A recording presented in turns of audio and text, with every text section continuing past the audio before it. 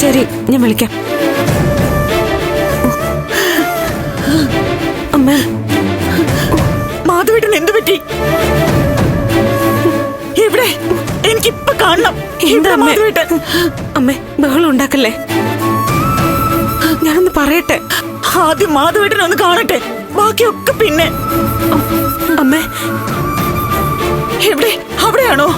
എനിക്കിപ്പൊ കാണണം. അമ്മേ. എന്തേത്? ഇപ്പൊ അകത്തേക്ക് വിടില്ല.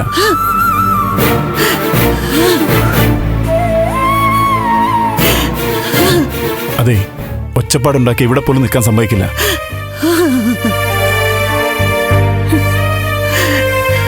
കാര്യമായിട്ടൊന്നും പറ്റിയിട്ടില്ല. സമാധാനപ്പെടാ. ചേച്ചി അച്ഛനെ കണ്ടോ? അച്ഛൻ എന്താ പറ്റിയേ? ശരിക, ചെറിയൊരു അപകടം പറ്റിയതാ. അയ്യോ, ഞാൻ വഴി വെച്ച് മാധവേട്ടനെ കണ്ടതാ. ഞങ്ങളൊന്ന് സംസാരിച്ചുകൊണ്ട് നിൽക്കുമ്പോ ഒരു 2 വീലർ വന്ന് തട്ടി. അയ്യോ, മാധവേട്ടൻ ബാലൻസ് തെറ്റി വീണു. ഈശ്വര, എന്തൊരു പരീക്ഷണായത്. അമ്മേ, അമ്മേ, ഇങ്ങനെ ബഹളം വെക്കല്ലേ. ഏത് സ്കൂട്ടറാ തട്ടിയേ? ആരാ ഓടിച്ചിരുന്നേ? ഓടിച്ച ആളിനെ കിട്ടിയോ? ഇല്ല, അയാൾ നിർത്തിയില്ല. പോലീസിൽ അറിയിക്കാം. വരട്ടെ. ഇപ്പൊ നമുക്ക് മാധവേട്ടന്റെ കാര്യം ശ്രദ്ധിക്കാം. ആ വണ്ടിയുടെ നമ്പർ എത്രയാ? ശരി, നീ ഒന്ന് ക്ഷമിക്ക്. നമുക്ക് അയാളെ കണ്ടുപിടിക്കാം. നമ്മുടെ കുടുംബത്തിന് എന്തോ ഒരു ശാപം വന്ന് വീണിട്ടുണ്ട്. ഇപ്പൊ നിന്റെ കാര്യം തന്നെ എടുക്ക. നന്ദന് നീ എത്ര സന്തോഷത്തോടെ ജീവിച്ചിരുന്നതാ. പെട്ടെന്നൊരകൽച്ച വന്നില്ലേ? ദൈവശാപ. അത് ദൈവശാപമൊന്നും അല്ല.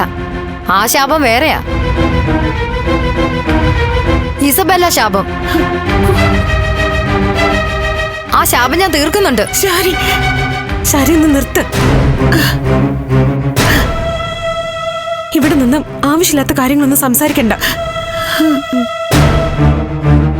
ആദ്യം അച്ഛനൊന്ന് നേരെയാവട്ടെ.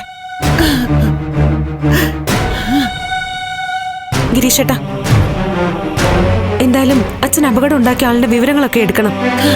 ദേവികെ, അതൊക്കെ എനിക്ക് വിട്ടു തന്നേക്ക്. ആ കാര്യങ്ങളൊക്കെ ഞാൻ നോക്കിക്കോളാം.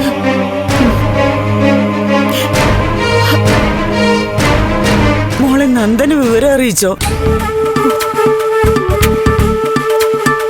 ഒന്ന് വിളിച്ചെങ്കിലും പറയണ്ടേ? എന്തിനാ നന്ദേട്ടന്റെ ആരാ അപകടത്തിൽപ്പെട്ട് കിടക്കുന്നേ? വേണ്ട, അച്ഛനെ കാണാൻ ആരും വരണ്ട. ശരിക, ഒന്ന് വെറുതെ നിൽക്ക്.